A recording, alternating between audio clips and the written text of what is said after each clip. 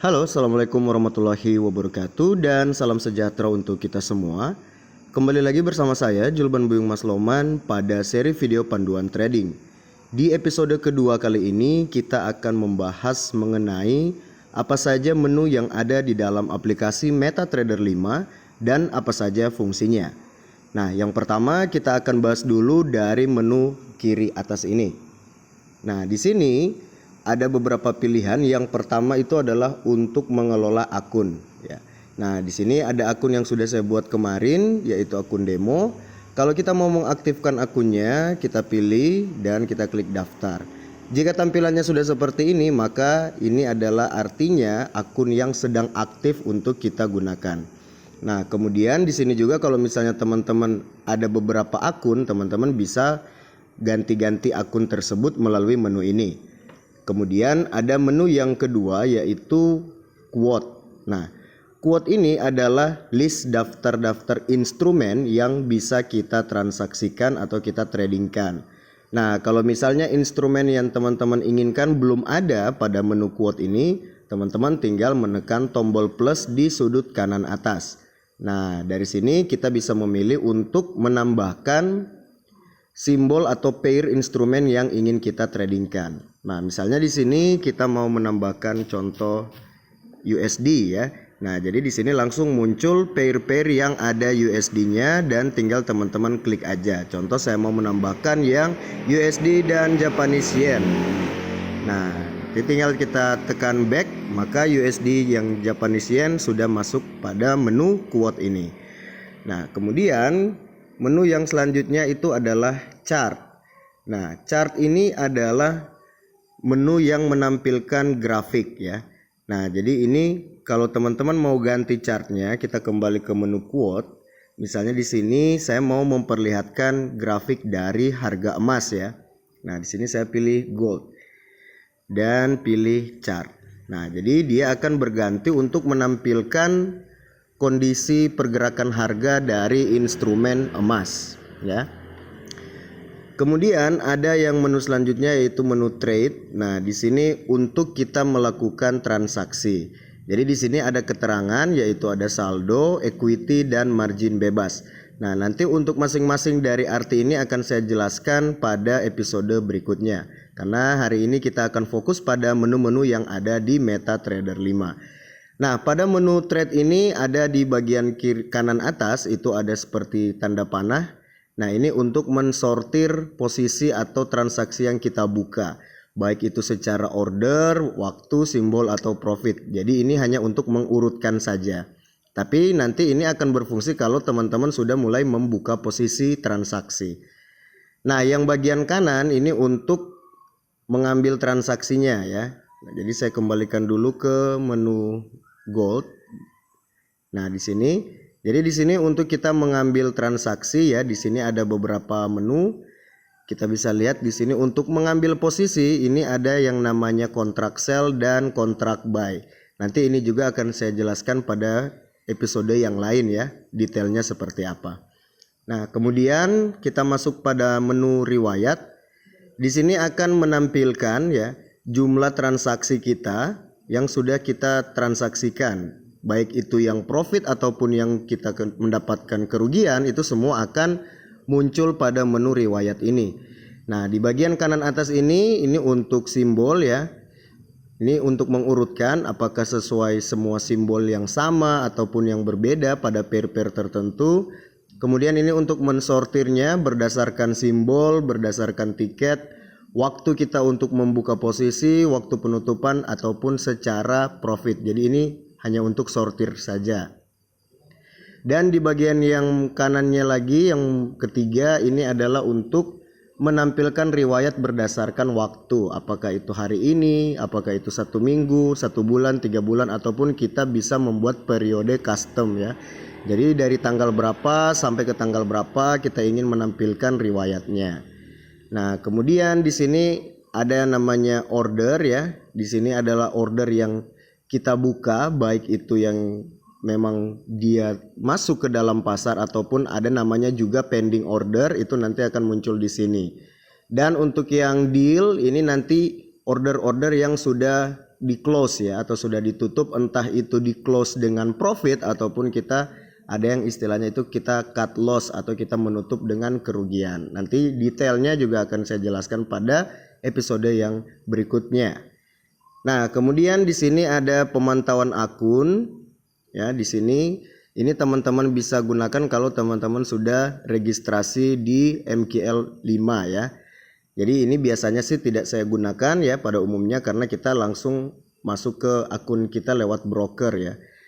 Kemudian ada kotak surat, ini hanya untuk pemberitahuan dari MetaTrader 5 ya.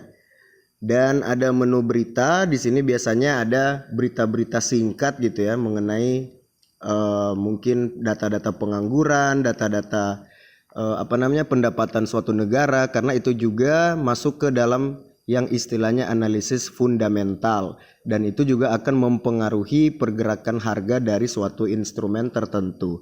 Nah, biasanya di sini kalau ada berita-berita yang sekiranya bisa mempengaruhi pergerakan pasar nanti juga akan muncul di sini. Kemudian ini ada kalender ekonomi ya. Ini dia nanti terbukanya di web browser. Kemudian ini pesan ya, di sini untuk yang dari yang MKL 5 dan juga dari MetaTrader. Dan ada komunitas trader juga di MKL 5. Kemudian aplikasi trading ya, ini juga nanti akan terbuka di web browser, biasanya sih tidak kita gunakan. Dan ada juga menu pengaturan. Nah, di sini kita lihat ada quote. Untuk bagian quote-nya itu kita bisa ganti misalnya mode mahir. Ini kita bisa uncentang atau kita centang ya. Dan ada juga bunyi order, apabila kita mengklik itu ada semacam bunyi-bunyinya ya, bunyi notifikasi. Dan ini ada pilihan trading satu klik ya. Satu klik ini maksudnya kalau kita ada requote, itu ada pergantian harga, biasanya tidak akan masuk pemberitahuan karena kita mencentang yang satu klik. Artinya pada saat kita mengklik transaksi itu akan langsung teropen ya, jadi tanpa ada pemberitahuan lagi.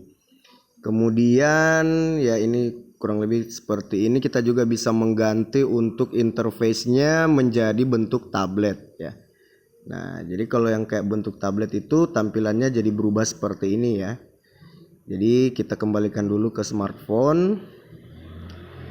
Oke, dan jurnal ya, ini cuman sekedar informasi-informasi ya dari aktivitas kita dalam penggunaan aplikasi MetaTrader 5.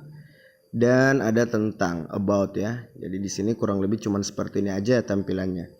Nah, kalau untuk kita melakukan transaksi sebetulnya kita akan fokus pada menu yang namanya chart ya. Di bagian kiri bawah ini adalah bentuk shortcut dari menu-menu yang ada di sebelah kiri atas ya. Jadi kayak quote, chart, trade, riwayat itu sudah di shortcut dalam bentuk icon-icon di menu bawah ini. Jadi ini yang quote paling kiri, kemudian yang kedua itu chart. Yang ketiga itu untuk trade, transaksi, yang keempat itu history, kemudian berita dan pesan.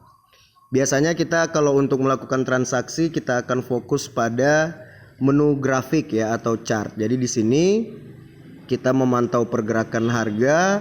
Kemudian apabila kita sudah menganalisa dan kita ingin mengambil sebuah transaksi atau istilahnya kita masuk ke dalam pasar, nantinya kita tinggal tekan yang bagian kanan atas. Ini untuk melakukan open posisi transaksi.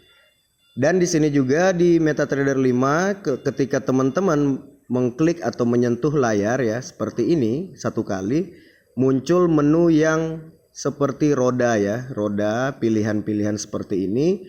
Nah, ini ada beberapa fungsinya. Yang pertama ini kalau teman-teman lihat ada tulisan M1, itu adalah time frame ya. Time frame M1 maksudnya itu time frame 1 menit. Artinya kalau kita klik maka tampilan grafiknya akan memunculkan pergerakan harga dalam hitungan 1 menit.